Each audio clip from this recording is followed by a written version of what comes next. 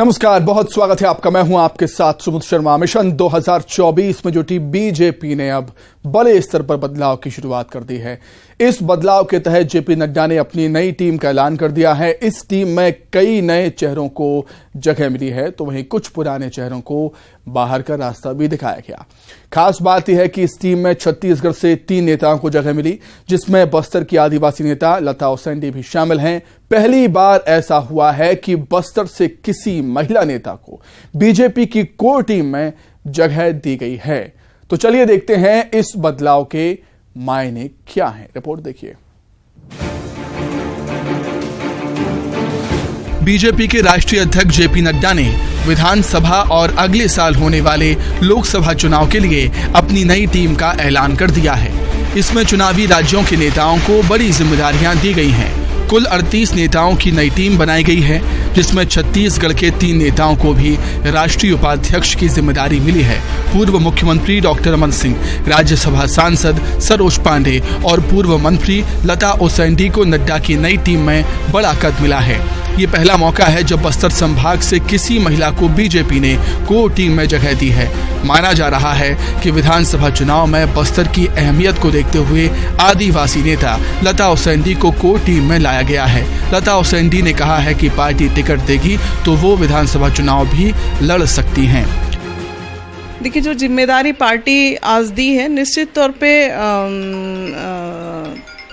जिस तेजी के साथ भारतीय जनता पार्टी में हम सब काम कर रहे हैं और उस काम के आधार पे क्षेत्र में हो चाहे छत्तीसगढ़ में आने वाले समय में भारतीय जनता पार्टी की सरकार बने, ये हम सबका ध्येय है। सांसद सरोज पांडे ने भरोसा जताने के लिए पार्टी को धन्यवाद दिया और कहा कि विधानसभा और लोकसभा चुनाव मजबूती के साथ लड़ा जाएगा। भारतीय जनता पार्टी बहुत मजबूत स्थिति में है और छत्तीसगढ़ में हम आने वाले समय में चुनाव जीतेंगे। चुनाव में हमारे ज़्यादा से ज़्यादा प्रत्याशी चुनाव जीत कर आएंगे। हमारी सरकार बनेगी, हमारे मुख्यमंत्री बनेंगे। कांग्रेस की सरकार है। कांग्रेस की सरकार ने जिस प्रकार से यहाँ जनता से वादा किया, चाहे वो महिलाओं की बात हो, चाहे युवाओं की बात हो, हर क्षेत्र में उन्होंने जनता के साथ में विश्वासघात किया है। हम इन विषयों को लेकर जनता के बीच में जा रहे हैं। बीजेपी की नई टीम पर कांग्रेस का भी रिएक्शन आया। सीएम भूपेश बघेल ने कहा कि चुनाव को देखते हुए बीजेपी नेताओं का कद थोड़ा बढ़ाया गया है। वहीं कांग्रेस के नए प्रदेश अध्यक्ष दीपक बैज ने बस्तर से लता ओसेंडी को राष्ट्रीय उपाध्यक्ष बनाए जाने पर तंज कसा है। उनका कहना है कि बीजेपी ने बहुत देर कर दी, बस्तर इनके हाथ से निकल चुका है। ये तो कार्यकारिणी में इसको धर्मलाल कौशिक को मिली है ना 2 दिन पहले। हाँ, विष्णुदेव साय तो छत्तीसगढ़ में चुनाव को देखते हुए इन्होंने कद थोड़ा सा बढ़ाया जा रहा है। लगातार दिल्ली से केंद्रीय नेता आके यहाँ डेरा डाल रहे हैं और रात भर मीटिंग चलती है और रोज उनको डांट के जाते हैं। तो भारतीय जनता पार्टी आपस में ही उलझ गए हैं। उनको समझ में नहीं आ रहा है कि बाकी नेता को दिल्ली ले जाए कि बाकी नेता रायपुर में छोड़े। उधर एमपी के भी 3 नेताओं को नड्डा की टीम में जगह मिली है।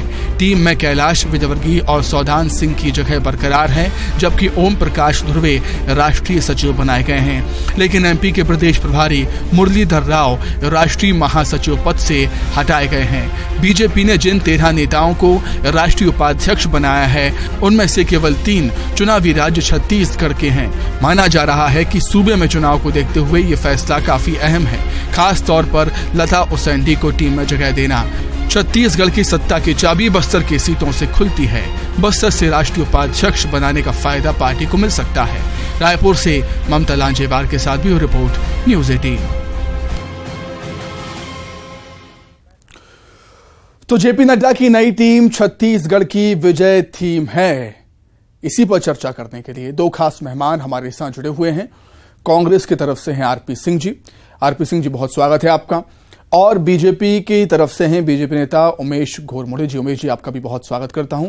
और सबसे पहले आप दोनों से एक रिएक्शन चाहूंगा जेपी नड्डा जी की इस नई टीम पर। आरपी जी, शुरुआत आपसे, क्या कुछ कहेंगे आप? देखिए, जिन लोगों की इस सूची में इनका नाम आया, उनको मेरी तरफ से और मेरी पार्टी की तरफ से बहुत बहुत बधाई। लेकिन अफसोस की बात यह है कि लगभग 4.5 वर्षों से डॉक्टर रमन सिंह जी राष्ट्रीय उपाध्यक्ष थे। मुझे ये कहते हैं कोई हिचक नहीं है कि वो कागजी राष्ट्रीय उपाध्यक्ष थे। पिछले 4.5 सालों में उन्हें किसी राज्य का प्रभारी बनाया गया हो हमने तो नहीं देखा। पिछले 4.5 वर्षों में वो किसी राज्य में चुनाव के प्रभारी बनाया गया हमने तो नहीं देखा। पिछले 4.5 वर्षों में उन्हें किसी राज्य में स्टार प्रचारक बनाकर भेजा गया हो हमने तो नहीं देखा। और पिछले 4.5 वर्षों में राष्ट्रीय स्तर पर उन्हें कोई जिम्मेदारी मिली हो ये भी हमने नहीं देखा। हमने ये जरूर देखा है कि डॉक्टर रमन सिंह की कुर्सी जाने के बाद उनके सम्मान को बचाने के लिए एक कागजी नियुक्ति दी गई थी जो कि सिर्फ कागज तक ही सीमित रही। आज जो नियुक्तियां हुई हैं ये भी आप देखिएगा कागज तक ही सीमित रहेंगी। जब डॉक्टर रमन सिंह जैसे 15 वर्ष के पूर्व मुख्यमंत्री को भारतीय जनता पार्टी को जिम्मेदारी नहीं मिली तो एक आदिवासी महिला लता उसेंडी जी को क्या जिम्मेदारी मिलेगी। तो ये जो नियुक्ति है ये कागजी है और बस्तर के आदिवासियों के आंख में धूल झोंकने के बराबर। दूसरी बात, बहन सरोज पांडे जी बहुत लोकप्रिय नेता है, युवा है। आप देखिए राष्ट्रीय महासचिव थी, 3-3, 4-4 राज्यों का प्रभारी हुआ करती थी, हमने देखा है। ऐसी महिला को घर बैठा दिया गया, राज्यसभा के कोटे से आप लोगों को संसद भेजा और फिर वही रघुवंश सिंह वाला झुंझुना राष्ट्रीय उपाध्यक्ष का आपने पकड़ा। तो नियुक्तियां पूरी कागजी है। इसका प्रदेश की राजनीति को, भाजपा को और इस हमारे राज्य की जनता को कोई इसका लाभ मिलने वाला नहीं। ये बल्कि एक तरीके से ये है कि आप लोगों को मार्गदर्शक मंडल में भेजा जा रहा है। अब आप लोग का भविष्य अंधकार में है ये आप जान लीजिए। तो सबको मेरी तरफ से बहुत बहुत बधाई। ठीक उमेश जी, क्या कुछ कहना चाहेंगे? आरपी जी कह रहे हैं कि केवल कागजी नियुक्तियां ये। देखिए मुझको तो बड़ा तरस आता है।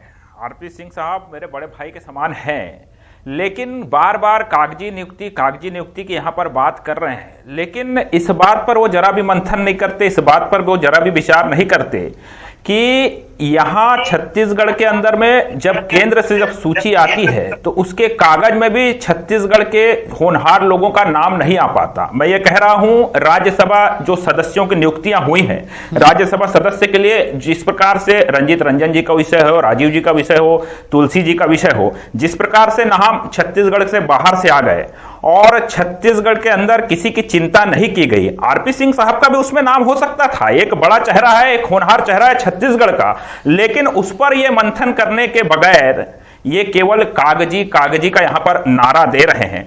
और वो लोग बात कर रहे हैं इन विषयों को लेकर के जो छत्तीसगढ़ के अंदर में, अभी मैं माननीय मुख्यमंत्री जी को सुन रहा था कि चुनाव आ गए हैं इसलिए यह नियुक्ति हो गई है। क्या माननीय भूपेश बघेल जी इस बात को स्वीकार कर रहे हैं कि चुनाव को देखते हुए आदरणीय टी.एस. सिंहदेव साहब को कांग्रेस ने उप मुख्यमंत्री बनाने का यहां पर निर्णय किया है? उनके बयान से तो यही लग रहा है। तो चुनावी नियुक्तियों का खेल कांग्रेस के अंदर में चलता है और चुनावी नियुक्ति करके आज कांग्रेस खुद उलझी हुई है, फंसी हुई है और किस प्रकार की सिर फुटअव्वल की स्थिति कांग्रेस के अंदर में निर्मित हो गई है उसको कांग्रेस बहुत बेहतर तरीके से समझती है। और जिस प्रकार से ये नियुक्तियां हुई है छत्तीसगढ़ के परिप्रेक्ष्य में अगर मैं बात करूं तो छत्तीसगढ़ के अंदर कांग्रेस का महाधिवेशन होता है।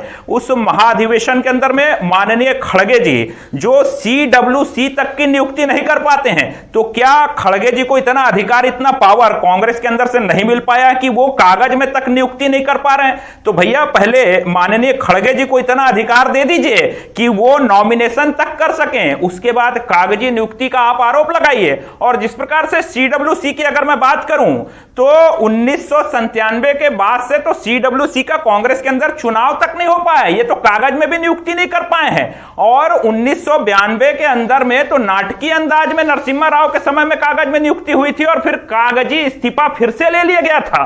तो कागजी नियुक्ति और कागजी इस्तीफा और कागजी राजनीति का जो खेल है वो कांग्रेस के अंदर में चलता है। भारतीय जनता पार्टी ने हमेशा से छत्तीसगढ़ को महत्व दिया है, चाहे राज्यसभा के तमाम बीते 15 वर्षों के अंदर में सदस्यों की सूची निकाल करके देख लीजिए या फिर लगातार अभी जो नियुक्तियां हुई है, चाहे लता उसेंडी जी की बात करें, सरोज पांडे जी की बात करें, डॉक्टर साहब की बात करें, इससे पूर्व भी अगर लता उसेंडी जी की बात करें तो पहले भी उनको राष्ट्रीय कार्य समिति में रखा गया था। और ऐसे हमारे तमाम नेता हैं जिनको समय समय पर लगातार राष्ट्रीय स्तर पर महत्व दिया जाता रहा है।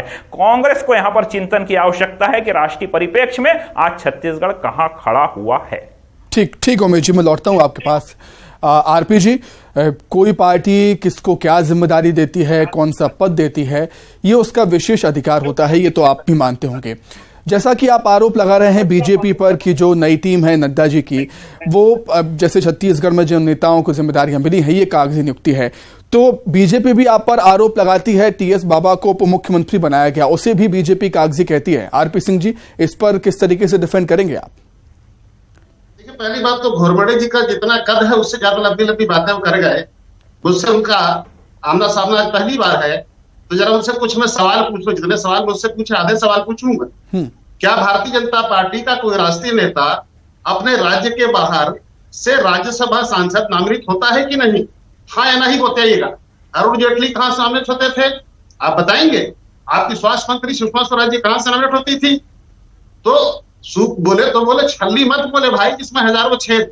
और दूसरी बात, खड़गे जी का चुनाव पूरे देश ने देखा है कि कैसे डीसीसी को लोगों ने चुनाव किया। नड्डा जी का चुनाव किसने किया मेरे भाई? किसने चुनाव किया? नड्डा जी को वोट किसने दिया है? एक आध आदमी का नाम बताओ कि किसने वोट दिया नड्डा जी को। और दूसरी बात, बड़ा जोर शोर से आप कह रहे थे कि खड़गे जी को सीडब्ल्यूसी की सूची बनाने का अधिकार नहीं है। जी हाँ, बिल्कुल नहीं है। एक आदमी को सूची बनाने का सामूहिक जिम्मेदारी है। हमारे यहाँ भी अधिकार है कि अध्यक्ष जो है लोगों को नॉमिनेट करता है। आपके यहाँ के अध्यक्ष को तो मोदी के साथ फोटो खिंचाने का अधिकार नहीं है। अमित शाह जी ऐसा धक्का मार के जानवर जैसा भगा देते हैं, पहले उसको देखिए। और जितने सवाल मैंने पूछे कि रमन सिंह को 5.5 साल में क्या जिम्मेदारी मिली है, कोई जिम्मेदारी बताइए जरा खुल के मुझे। लता शेंडी को आगे वाले 3 महीने में क्या जिम्मेदारी मिलने वाली है आप मालूम है? जरा खुल के बताइए। ये बहसबाजी बंद कीजिए।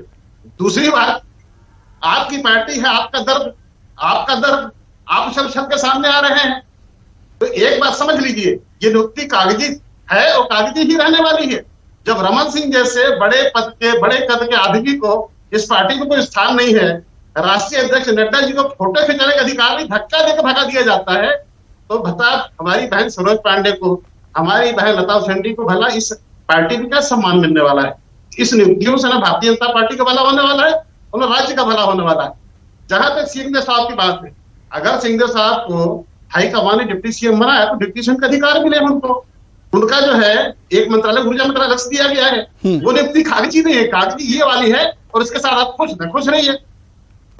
ठीक है उमेश जी, क्या कुछ कहेंगे? इससे पहले भी आरपी सिंह जी ये कह रहे थे कि जहां जहां विधानसभा चुनाव हुए हैं राज्यों में, छत्तीसगढ़ से बीजेपी नेताओं को स्टार प्रचारक नहीं बनाया गया है, ऐसे दूसरे राज्यों में कोई बड़ी जिम्मेदारियां नहीं सौंपी गई हैं, ये भी उनके आरोप थे। उमेश जी